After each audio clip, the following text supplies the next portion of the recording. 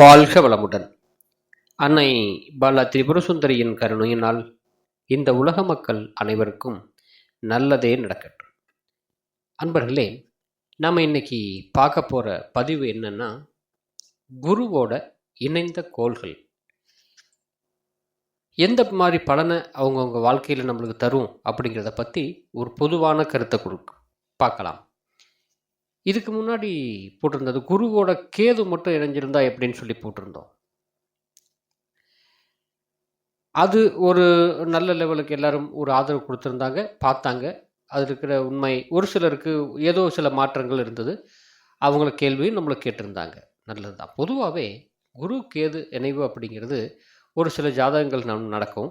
எல்லா ஜாதகத்துக்கும் ஒரே மாதிரி பலன்கள் நிச்சயமாக நம்மளுக்கு வராது.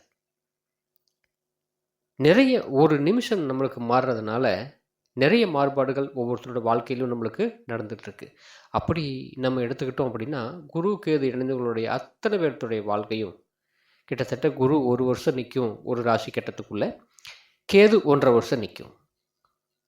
அதுக்கு இடையில் ஜனனமாகக்கூடிய குழந்தைகளுக்கு அத்தனை பேர்த்துக்கும் ஒரே மாதிரி பலன் நடக்கும் அப்படிங்கிற மாதிரி எடுத்துக்கணும். அப்படி இல்லை. அது ஒரு நிமிஷம் மாறினாலும் தன்னுடைய பாகை கலையில் வித்தியாசப்படும் போது அவங்களுடைய குணாம்சம் அதனோட தன்மை மாறுபடுது அப்படிங்கிறதுல மாற்றம் இல்லை. சரி, இப்போது இந்த குரு கூட சேர்ந்த இன்னும் சில கிரகங்கள் மட்டும், பெரிய கிரகங்கள் மட்டும் எடுத்துக்குவோம். எப்படி அதிக வருடங்களை கொண்டு, இப்போ குரு சுக்கிரன்லாம் பார்த்திங்கன்னா 20 வருஷ காலம் நடத்தும். இப்போ இது ரெண்டும் இணையும் போது ஒரு சில மாற்றங்களில் வாழ்க்கையில் அதிக நாட்கள் கொடுக்கக்கூடியதாக இருக்கும். அப்படிங்கிறதுனால இந்த கிரகங்களை எடுத்துக்கும். இப்போது இந்த கிரகங்களை மட்டும் நம்ம இப்போ எடுத்துக்கலாம். உங்கள் ஜாதகத்தில் குரு சுக்கிரனோட சேர்ந்துருந்தது அப்படின்னு வச்சுங்களேன், இவங்க வழக்குகளை, அதாவது பலதரப்பட்ட அறிவியல் ஆராய்ச்சியில் சிறந்து விளங்குவாங்க. அதே சமயத்தில் வாக்குவாதம் செய்கிறதுல இவங்களை அடிச்சுக்கவே முடியாது. இது ஒரு ஆணாக இருந்தது அப்படின்னா, ஒரு ஆண் ஜாதகத்தில் குரு சுக்கிரன் சேர்ந்துருந்ததுன்னா, இவங்களுடைய வரக்கூடிய மனைவி இருக்காங்க இல்லைங்களா, இவங்களுடைய மனைவி தர்ம சிந்தனை உள்ளவங்களாக நம்மளுக்கு இருப்பாங்க. அவங்களுடைய முகத்தை பார்த்தீங்க அப்படின்னாக்கா, ஒரு அமைதியான, ஒரு ஒளி பெற்ற, ஒரு ஈர்ப்பு சக்தி உள்ள காந்தம் இருக்கு இல்லைங்களா, காந்தம் ஈர்ப்பு சக்தி உடையது தானே, அந்த மாதிரி இருப்பாங்க. குரு சுக்கிரன் சேர்ந்திருக்கிறடைய ஒரு ஆணோடைய ஜாதகத்தில் மனைவி இப்படி தான் அமைவாங்க அப்படிங்கிறது ஒரு ஐதீகம். அதே சமயத்தில் ஜாதகர் எப்படி இருப்பார், இப்படி அமைஞ்ச ஒரு ஆண் எப்படி இருப்பார் அப்படின்னா, தெய்வ பலத்தோட,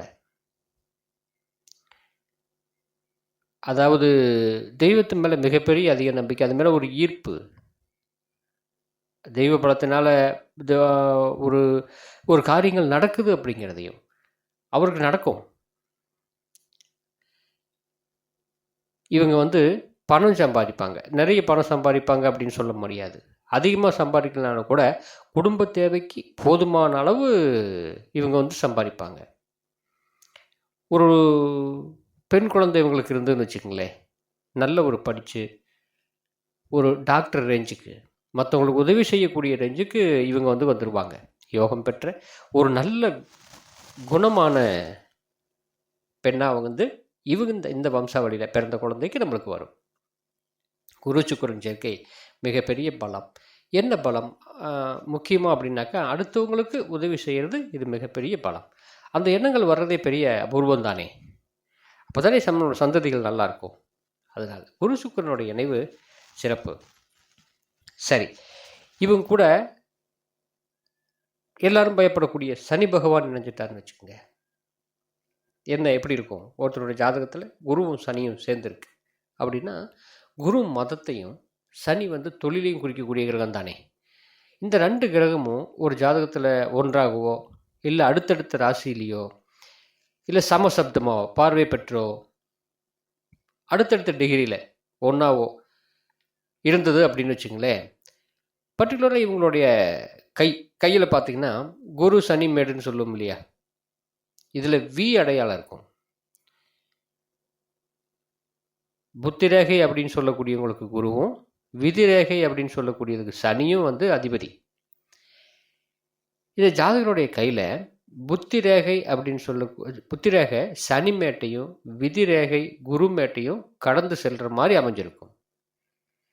அந்த மாதிரி தான் இப்படி அமையும் அப்படிங்கிறது முன்னோர்கள் அப்போவே எழுதி வச்சுட்டு போனது. இப்போ நம்ம அதை பார்த்து சொல்கிறோம், அவ்வளோதான். இவங்க பார்த்தீங்க அப்படின்னாக்கா நல்ல ஒரு அழகிய மூக்கு, கண் அமைஞ்சிருக்கும். வாழ்க்கையில் நல்லதையே இவங்க விரும்புவாங்க. எந்த தொழிலில் நுழைஞ்சாலும் அதில் ரொம்ப உள்ளே போய் அதில் நிபுணத்துவம்னு சொல்லுவோம் இல்லையா, உள்ளே என்ன இருக்குன்னு பார்த்து அதை தெரிஞ்சுக்குவாங்க. சின்ன வயசுலேயே மிகப்பெரிய புத்திசாலித்தனம், நல்ல ஒரு சுறுசுறுப்பு அப்படிங்கிறது கொஞ்சம் கம்மி. கொஞ்ச காலத்துக்கு இவங்க பார்த்து புத்திசாலித்தனமே இருந்தாலும் கூட கொஞ்சம் ஆண்டுகளுக்கு பேர் புகழ் இவங்களால் பெற முடியும். ஒரு சாரர் அவங்களுடைய தசாபுத்திகள் வச்சு சில மாறுபாடுகள் நடக்கும். இருந்தாலும் இவங்களுடைய பேரும் புகழ் இவங்களை பற்றி ஒரு பெருமையாக பேசக்கூடிய வாய்ப்பு நம்மளுக்கு உண்டு. இவங்க பார்த்தீங்க அப்படின்னா ஒரு மேலாளராகவோ அல்லது முதல்வராகவோ ஒரு துறையினுடைய தலைவராகவோ அல்லது வைத்தியராகவோ இல்லைன்னா ஒரு மதத்துக்கு தலைவராகவோ ஒரு துறையின் தலைவராகவோ இருக்கக்கூடிய வாய்ப்பு நம்மளுக்கு உண்டு. நீதிபதியாக இருக்கக்கூடிய வாய்ப்பும் மிக முக்கியம். ஏன்னா பேச்சு தானே, இவங்களோட சமூகத்தில் இவங்களோட பேச்சு மதிக்கப்படும். அதிகமாக படிக்காமல் இருந்தாலும் கூட அவருடைய பேச்சு பல ஆட்களுக்கு நல்ல விஷயங்களை சொல்லக்கூடியதாக இருக்கும். இவங்க கீழே பல பேர் பணிபுரியக்கூடிய வாய்ப்பு உண்டு.